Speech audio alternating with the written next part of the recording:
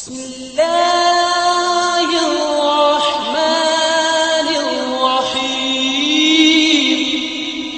ایک بات بڑی ضروری ہے، وہ میں نے آپ سے ضرور کرنی ہے۔ ایک آیت ہے قرآن پاک کی سورۃ بقرہ پہلا سپارہ آیت نمبر 120۔ اللہ تعالیٰ نے ایک حد بیان کر دی، فرمایا وَلَن تَرْضَىٰ عَنْكَ الْيَهُودُ وَلَا النَّصَارَىٰ حَتَّىٰ تَتَّبِعَ مِلَّتَهُمْ۔ فرمایا یہ یہودی اور عیسائی تم سے ہرگز راضی نہیں ہوں گے۔ یہ قرآن ہے اور سادہ ترجمہ تفسیر کی بھی ضرورت نہیں۔ یہ معاہدے کر لیں، محبت کے وعدے کر لیں، یہ تم سے راضی نہیں ہوں گے۔ کب راضی ہوں گے؟ حتی تتبع ملتہم، یہاں تک کہ تم ان کے دین کی پیروی کرنے لگ جاؤ۔ میرا جب پہلی دفعہ پاسپورٹ بنا تو میں نے سارا پڑھا، کتابیں پڑھنے کا شوق تھا شروع سے۔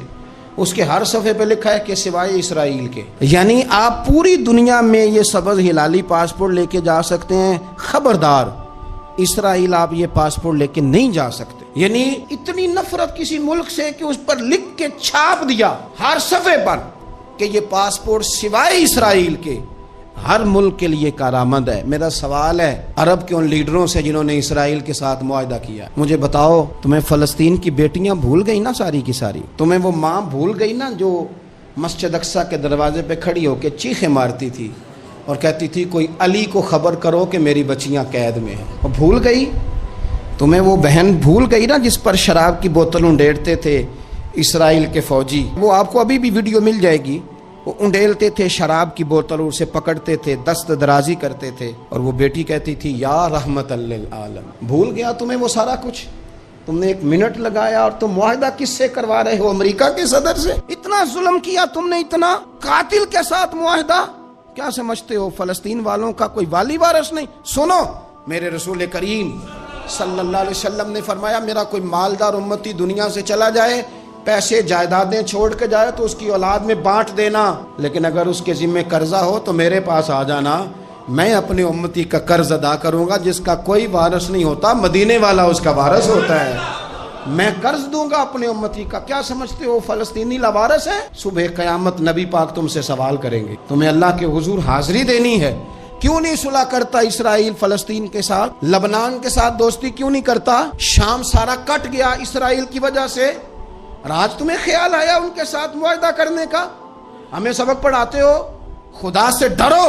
اور پھر اقبال کہتے ہیں مسلمانوں سے مایوس نہ ہونا، حکمرانوں سے زیادہ امیدیں بھی نہ لگانا۔ وہ جو چھوٹے چھوٹے لوگ نکلے تھے نا صحرا سے، بظاہر غریب تھے، بظاہر ان کے پاس مال نہیں تھا، وہ خالد بن ولید جیسے، وہ سعد بن ابی وقاص جیسے، بظاہر ان کے پاس زیادہ اسلحہ نہیں تھا۔ اقبال کہنے لگے مایوس نہ ہونا، یہ نہیں کہنا بن کچھ نہیں سکتا، فرمانے لگے رات میں نے سنا ہے فرشتے آپس میں باتیں کر رہے تھے۔ واہ اقبال، تیرا بھی انداز کتنا نرالا ہے۔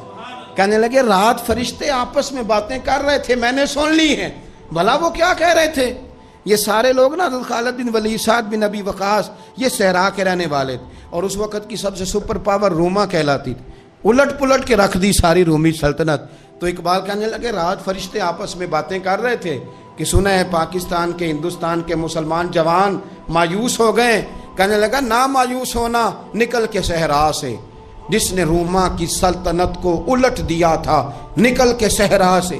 گرمی دیکھو اس شعر کی، ولولہ دیکھو اس مرد کا جو مصور پاکستان ہے، نکل کے صحرا سے جس نے روما کی سلطنت کو الٹ دیا تھا، سنا ہے میں نے یہ قدسیوں سے، وہ شعر پھر ہوشیار ہوگا۔ وہ کل باتیں کر رہے تھے کہ بہت سارے ان میں سے پھر جاگ گئے اور بڑی جلدی وہ بلاک بنائیں گے۔ سنا ہے میں نے یہ قدسیوں سے کہ وہ شیر پھر ہوشیار ہوگا، وہ آئے گا میدان میں، نکلے گا، اور انشاءاللہ یہی چراغ جلے گا تو روشنی ہوگی۔